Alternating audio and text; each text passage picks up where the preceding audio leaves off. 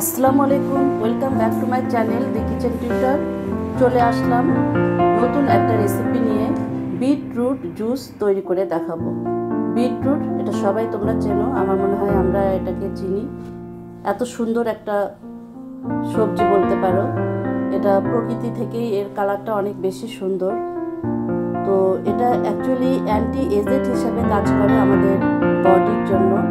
বিশেষ করে ত্বকে কোনো স্পট আসে না, রিঙ্কেলস হয় না।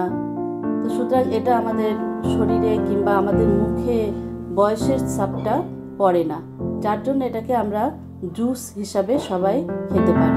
থাইরয়েডের জন্য তোমরা ইচ্ছা করলে এটা প্রতিদিন সকালে 1 পিস 2 পিস করে খেতে পারো। তো অনেক সময় অনেকে কাঁচাটা খেতে পারে না, যার জন্য একটু তিতো তিতো ভাব আছে অনেক সময়, কিংবা কতগুলিতে আবার মিষ্টি থাকে। সবগুলি জাত এক ধরনের হয় না, যার জন্য এটা অনেকে হয়তো কাঁচাটা খেতে পারে না। এটাকে আমরা বিভিন্ন প্রসেস করে যদি খেতে পারি তাহলে আমাদের জন্য ভালো। সেই চিন্তা ভাবনা থেকে তোমাদের জন্য আমি চিন্তা করলাম যে একটা জুস তৈরি করে দেখাই। তো এটাকে এইভাবে আমি সুন্দর করে একটু পরিষ্কার করে নিলাম একটা পিলার দিয়ে। দেখো কত সুন্দর কালারটা, অদ্ভুত একটা সুন্দর কালার। এটাকে আমি এভাবে পরিষ্কার করে নিলাম।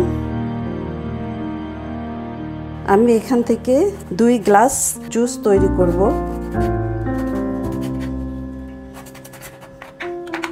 দেখো এরকম করে আমি পাতলা করে কেটে নিয়েছি। জাস্ট পাতলা করে, এরকম করে ইচ্ছা করলে তোমরা কাঁচাও খেতে পারো। যারা কাঁচা খেতে পছন্দ করে তারা কাঁচা খেতে পারে। জাস্ট 4 ফালি আমি এখান থেকে নিলাম 2-3 গ্লাসের জন্য জুস তৈরি করব। তো এখন এটাকে আমার পানিতে একটু হালকা আমি সেদ্ধ করে নেব। আমি যদি এই জুসটা তৈরি করার জন্য সেদ্ধ করে নেই তাহলেই বেশি ভালো হয়। এই জন্য আমি এটাকে সেদ্ধ করে নিব। জাস্ট 5 মিনিট আমি এটা চুলোতে রাখবো। এখানে আমি 1/2 লিটার পরিমাণ পানি দেব।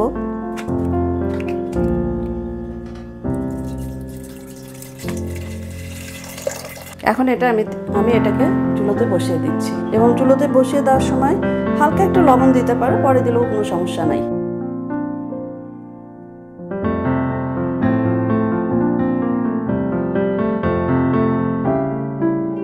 দেখো এটাকে সেদ্ধ করে নিয়ে আসছি আমি। সেদ্ধ করার পরে তোমাদের একটা টিপস, যেটা যে অবশ্যই কখনোই তোমরা গরম অবস্থাতে ব্লেন্ডারে দেবে না। কখনোই এটা করবে না, নেভার। গরম অবস্থাতে ব্লেন্ডারে দেবে না, একটা অ্যাক্সিডেন্ট ঘটে যাবে।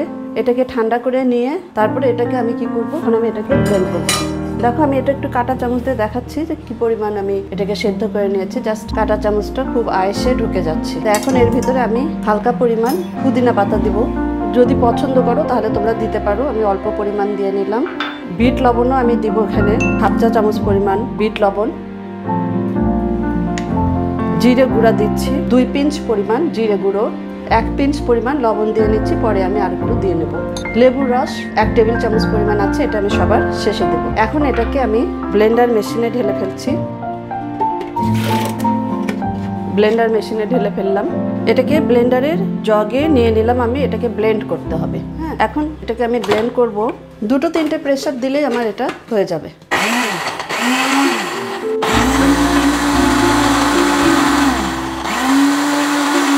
ব্লেন্ডার আমার হয়ে গেছে। আমি লেবুর রসটা এর ভিতরে দিয়ে দিলাম। তোমাদেরকে দেখাই যে এটার কি অবস্থা।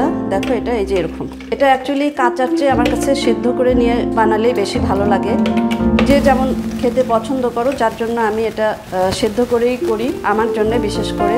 আর এটা তারাই খাবে যাদের কিডনির প্রবলেম থাকবে না, তারাই খাবে। বিশেষ করে ডেঙ্গু এবং থাইরয়েড যাদের আছে তাদের জন্য এটা খুবই উপকার।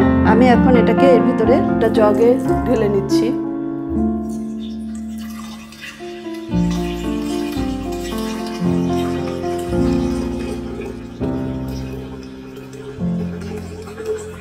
এটাকে তোমরা খেয়ে দেখবা যে কেমন লাগছে খেতে। আইস কিউব দিয়ে দিচ্ছি, দিতে পারো নাও দিতে পারো। তোমাদের যদি ভালো লাগে তাহলে অবশ্যই ট্রাই করবে। ফ্যামিলি মেম্বারদের জন্য, নিজেদের জন্য। বিশেষ করে লাইক, শেয়ার, কমেন্ট করতে কখনোই ভুলবে না। যে যেখান থেকেই দেখো না কেন ইউটিউব চ্যানেলে এসে অবশ্যই এটাকে সাবস্ক্রাইব করবে। নেক্সট টাইমে তোমাদের সাথে দেখা হবে আমার নতুন কোনো রেসিপি নিয়ে। তৈরি হয়ে গেল বিটরুট জুস। আল্লাহ হাফেজ।